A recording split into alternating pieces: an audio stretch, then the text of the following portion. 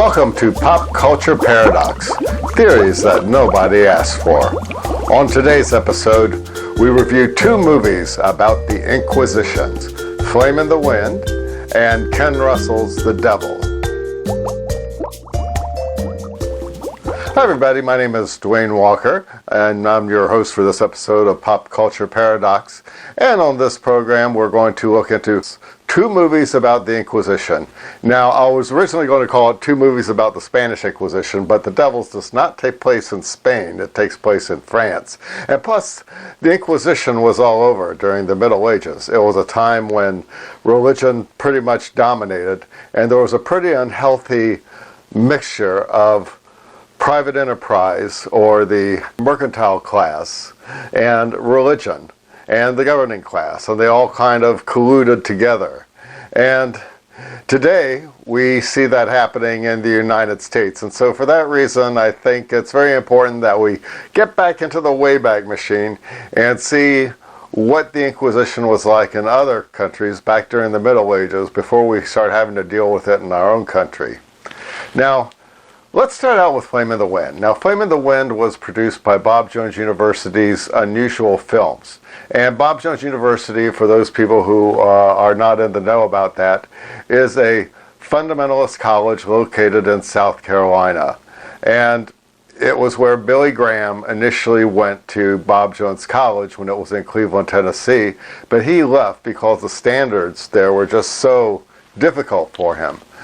So he wound up leaving and he went down to Florida Bible College in the Tampa area. And that's, of course, he spent some time there, and then he graduated, and then he went to Wheaton to do some more work and became who he became. But I kind of followed that path briefly. I actually went to Bob Jones University in Greenville, South Carolina for a period of only 3 weeks. 3 weeks, and I felt like I was living in 1984. I was called to the dean's office based on conversations that I had with some people in the dorm, and apparently those conversations got reported, and in a way it was like some of these characters in the movie Flame in the Wind. And the first time I saw this was when I went to Trinity Christian Academy in Jacksonville, Florida, and usually every Thanksgiving around that time period, they would put a bunch of kids on the bus and take them to places like Tennessee Temple and Tennessee, of course, or Bob Jones University, and we would tour their colleges, and basically the aim was at some point we would be so enraptured with one of those colleges that we'd wind up enrolling. And in that case, that happened with me with Bob Jones because they had their cinema department. Now, what was interesting is that you were not allowed to go to movies at Bob Jones, so why would they have that cinema department? Good question. And one that I didn't come up with the answer to until I had moved to California and Hollywood, and the reason is obvious: cheap labor. You don't have to pay the students to operate the cameras. You don't have to spend an exorbitant amount of money just getting extras. Consequently, what you see in Flame in the Wind, they did shoot on location both in Spain and in the studios in Greenville, South Carolina. And it's a pretty ornate production. The technical values are very impressive. The movie opens with Father Mendez, played by Richard Rupp, going into the village to meet La Contessa de Nera, played by Benneth Jones, the wife of Bob Jones III. And I confess, I do not believe you guilty. I am as guilty as he. Naturally, as a loyal child of the church, you are grateful you have been spared of suspicion. I regret that though you are innocent, the Inquisition must confiscate your entire fortune and your titles. They no longer belong to you. And they would have taken control of the property were it not for the fact that Tessa fell down and gave birth to Carlos, who was a nobleman, so now they couldn't take the property. And Carlos's father was actually taken by the Inquisitors and died in the custody of the Inquisition. But they're telling everyone, their cover story is that he went to the New World and he died somewhere in the New World. Well, Carlos, of course, grows up, believes this story, and returns to the land of his birth, and he wants to join a monastery. And he finds this monastery courtesy of Fernando, the character played by Bob Jones III. Now, he was the president of Bob Jones University when I was there. And in Flame in the Wind, he plays Fernando, kind of a traveling peddler who carries copies of the Bible, which people are not allowed to read unless they have a priest supervising their Bible study. One thing that they drill into his head, and in converse they drill into our head, the audience, is that they're not really condemning the Inquisition. And this is what I think is interesting about the movie. All the characters, before they talk about all the terrible things that are happening during the Inquisition, are basically reaffirm their belief on the Inquisition. Oh, I think the Inquisition is a noble calling. Yes, I think that we do need to sniff out heresy. But reading the Bible for yourself is not a heresy. Grace by faith is not a heresy. So they don't really condemn the Inquisition. And when you look at other movies that have come out about the Inquisition, they are condemning the Inquisition. Nobody should be tortured for their beliefs or for who they are. But in the Bob Jones University world, before we talk about how bad the Inquisition is, everybody has to say that they believe the Inquisition is noble. Now, it could be a possibility that they have to say that because they don't want to get in trouble with the Catholic Church. But after subsequent viewings of this, I am convinced that this is a movie that is actually on the side of the Inquisitors, and the only thing they're upset about is that the Inquisition was done to Protestants instead of Catholics. Anyway, he joins this monastery, and this monastery gets raided by the powers that be, and then we have a stereotypical comedy scene regarding a chubby priest who can't sneak down the hole, and so he winds up getting killed. And eventually Carlos is called up before Bob Jones Jr., or I should say Moonbraga, the Grand Inquisitor, played by Bob Jones Jr. And Bob Jones Jr., in a little aside here, was a very good actor. He was a Shakespearean actor, and if you go to Bob Jones University, I think it probably wouldn't have changed in this sense, but if you were to go to Unusual Studios and walk up the stairs, you would probably still see some pictures of him playing various Shakespearean characters. There's even a picture of him in blackface playing Othello, and a number of white actors like Laurence Olivier and Orson Welles have also donned blackface to play Othello, but you can see that. And Catherine Stenholm, the director, was sent to Hollywood to learn filmmaking, and Katherine Hellman from Soap and Ford Hitchcock movies did go to Bob Jones University. Production value is so great, and Bob Jones Jr. perfectly at ease in the role of the Grand Inquisitor. Do you then deny that you were in the company of known heretics? One thing that struck me about this movie is how nobody trusted each other.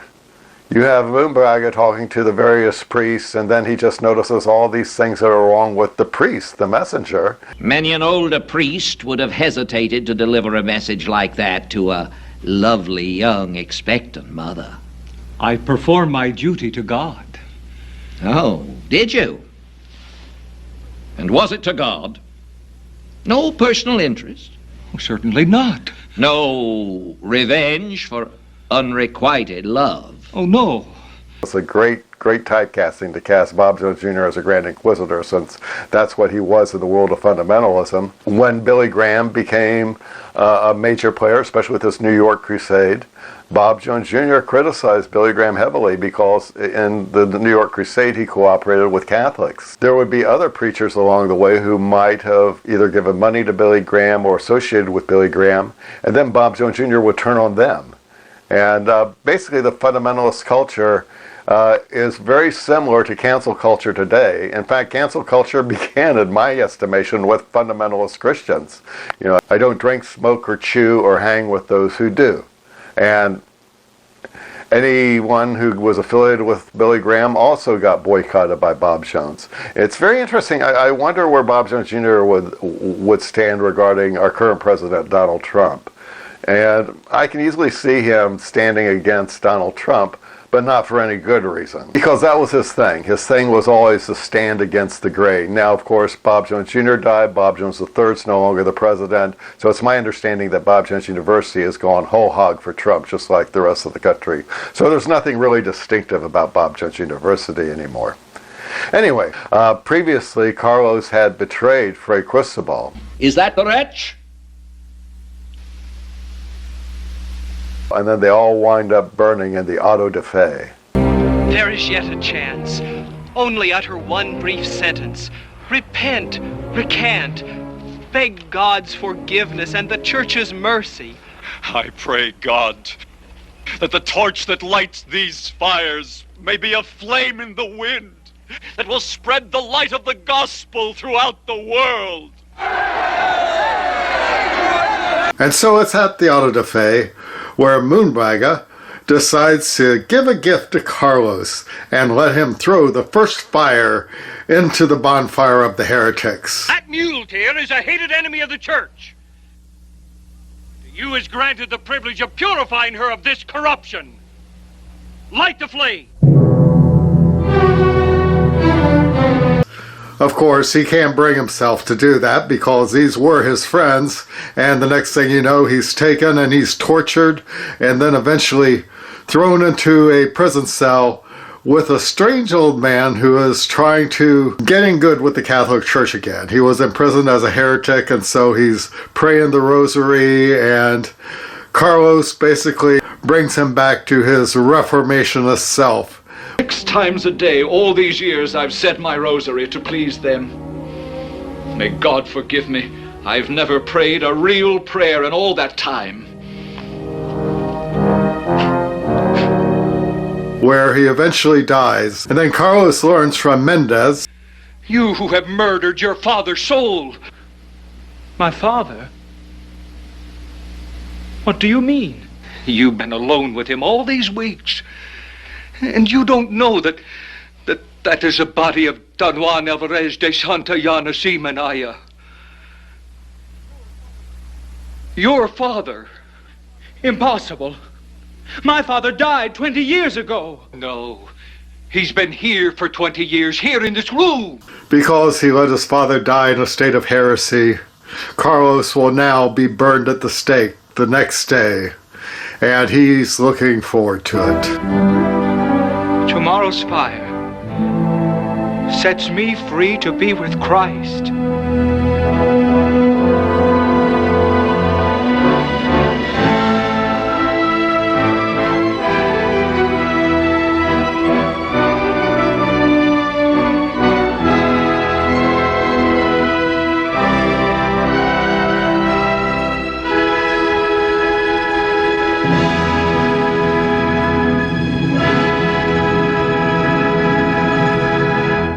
The music is great. The music was composed by Dwight Gustafson, and I really enjoyed the music growing up in fundamentalism. I had a copy of the soundtrack and liked to listen to it, especially the burning of the heretics in the auto da fe.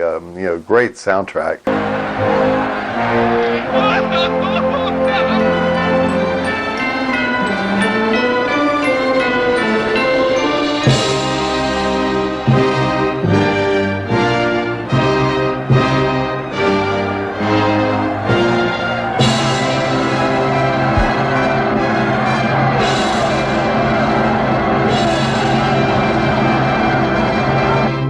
But overall, it is an interesting movie, an oddity, a movie against the Inquisition by people who are actually in favor of the Inquisition. Now, moving right along to Ken Russell's The Devil. Now, Ken Russell, of course, got his start directing BBC shows about various musicians, and Oliver Reed was in one of those, and Oliver Reed plays a priest, Father Grinnell, in this movie. And this one has some historical fact behind it. It was based on The Devils of Loudun by Aldous Huxley. And it concerned a convent where the nuns, probably because of sexual suppression, just went crazy. And the movie starts out with Oliver Reed as a priest giving this prayer, and in the prayer and his announcements to the people, he says, for a long time, the Catholics and the Protestants war at each other, but now we are at peace, or so he thinks. But that's an interesting point for me. I mean, because this is a priest who is probably not in favor of killing people or torturing people for their beliefs. In fact, he himself is carrying on an affair with one of the nuns, as well as with one of the daughters of the people in the mercantile class. And he breaks up with the nun, and she's kind of upset. But he does marry in secret the girl from the mercantile class. He is put in charge of taking confessions at the convent, and when he's there, he meets Vanessa Redgrave, who plays kind of a hunchback nun, and she has a crush on Oliver Reed, to say the least. And when she finds out that he is indeed having an affair with a rich merchant's daughter, she tells the priest, and an inquisition starts on the convent. And a witch hunter, a professional witch hunter, has come in, and he just drives the nuns crazy. They're ripping off their clothes and doing all sorts of crazy things, and they all tie it down to Father Grenier. Now, there is a subplot that's involved where the Grand Poobah, whoever you would call it, of this city, Loudun, had an agreement with King Louis XIII that his fortiments of the city would not be destroyed. They would still be up to give them ample protection, because again, they were still at war with the Protestants at this time. And they agreed that they would not destroy the fortifications of the city while the war was going on. And now that the governor of the city had died, the Catholic Church wants the fortiments to come down, because they're afraid that it's going to help the Protestants, because now that they can protect their city, the Protestants are going to come in, turn the city to them, and then they'll be able to fight back against the Catholic forces of France. So they want to destroy the fortiments. And when Oliver Reed hears that, he wants to keep the fortiments up. And so he keeps going head to head with Cardinal Richelieu and tries to convince the king to keep the fortiments up.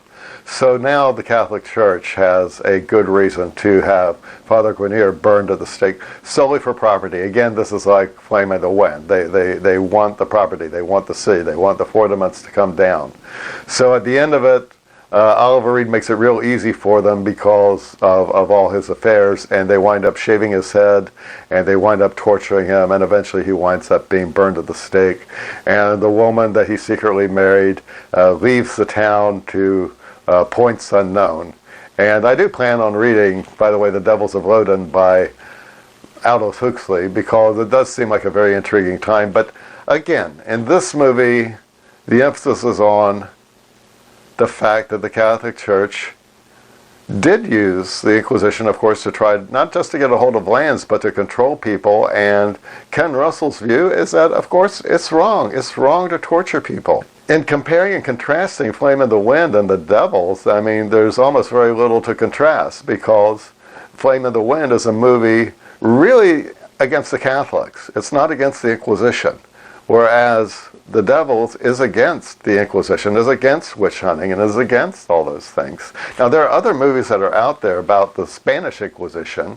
For instance, there's Daughters of Satan with Tom Selleck, and that's an interesting movie because, again, it takes place in the Philippines, and believe it or not, the Spanish Inquisition was active in the Philippines, and it concerns some witches who get reincarnated, and they want to kill Tom Selleck because Tom Selleck in his previous life was one of the Grand Inquisitors. Of course, in that movie, witchcraft is real, whereas in The Devils, it was just a mental illness, essentially, and it was the Catholic Church and the mercantile class, just attributing mental illness to occult reasons, and they use that as rationale to destroy them. There's also another movie called Goya's Ghost that I haven't seen that has Javier Bardem as the artist Goya, and apparently the Inquisition was coming after his wife, or his girlfriend. I do want to watch that, and I'll be back to tell you what I think about that movie. But I do recommend that you maybe bring a fundamentalist over to your house and do a double feature. Watch watch Flame in the Wind, and then watch The Devils, and compare and contrast the two, because one thing that I notice about Flame in the Wind, and even to a certain point The Devils, is that if you wanted to avoid the Inquisition, it would just be simply a matter of, saying, okay, you're right, I believe the Catholic Church is the one true church, and then maybe they'd let you go, or maybe they'd kill you, just so that that will make you free of the demons. I don't know. But one thing that both movies don't really mention is that the Inquisition in itself, the main scapegoats of the Inquisition, and I'm afraid that neither of these movies really brings that out, was the Jewish people. In York, you can see a castle there where Jews, basically, it was like a situation like Masada, where basically hold themselves up in a castle, and when the forces were going to get them, they wound up just killing themselves rather than to let the forces of England take them. And that, not very many movies are tackling that, except for Mel Brooks' History of the World Part 1. The Inquisition, let's begin. The Inquisition, look out, sin. We have a mission to convert the Jews. And it's funny that with all these movies that the Inquisition's made, the only movie that really addressed the fact that the Inquisition started as a way to attack the Jews was done by Mel Brooks in a comedy. So I wonder what that's all about. I mean, if you have any rationale or reason as to why the Inquisition against the Jews is downplayed, but the Inquisition against Protestants is given more publicity, then please leave some notes in the comments. I'd like to hear what you have to say as far as to why the Inquisition against the Protestants is given more play than, say, the Inquisition against the Jews.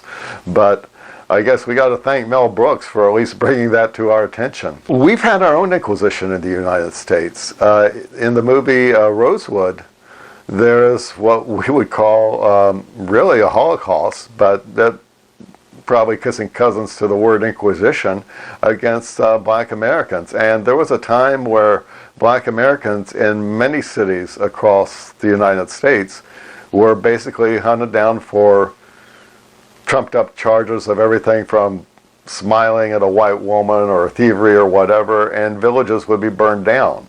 And there were also photographs taken where white people are there smiling, and then you see the charred remains of a black person, and they were actually sold like postcards. And you can see some of these in the movie, or the book also, Blood in the Face by James Ridgway. We're not ones to gloat. We persecuted other people, and it could come back again. We have no idea what's going to happen during the next 4 years, and I think if there's going to be any scapegoats, it's either going to be gay people or the transgendered. And I can easily see them being hoisted away to camps, or people like indigenous people, or for that matter, Mexican people who might be in this country and maybe they don't have their papers in order, and suddenly we're going to ship them to Guantanamo Bay. I mean, is that going to be our 21st century Inquisition? So in the end, history does teach us that we learn nothing from history. And those who know history are condemned to powerlessly sit back and watch those who don't remember history repeat it. Thank you for watching Pop Culture Paradox. And if you liked what you see, please subscribe to this channel and like this video and come back for more.